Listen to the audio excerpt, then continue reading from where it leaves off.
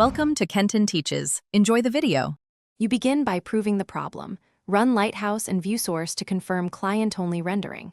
Once confirmed, pick SSR or SSG. I recommend Next. JS and install it. Convert priority routes to use Get Server Side Props or Get Static Props so HTML contains content at request time. While doing that, add meta title, description, canonical links, and initial JSON LD. Make sure to generate sitemap XML during build, because search engines need discoverable URLs to index content properly.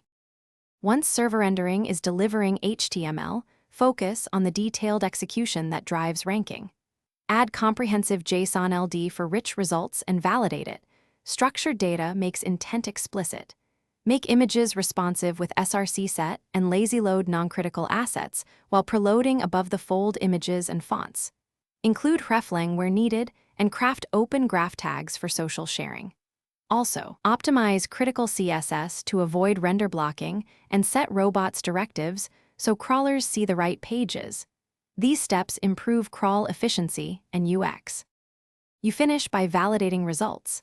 Submit sitemap to Search Console and monitor coverage and indexing errors. Run fetch as Google or the mobile-friendly test to confirm the server-rendered HTML contains key content and meta tags. Make sure caching and CDN headers are correct so crawlers get stable responses. If pages fail to index, troubleshoot by checking for blocked resources, large JS bundles, or missing pre-rendered content. The key tip: if indexing breaks, temporarily disable client-only hydration for the affected page to confirm SSR is working. Thanks for watching. Please subscribe if this video was helpful.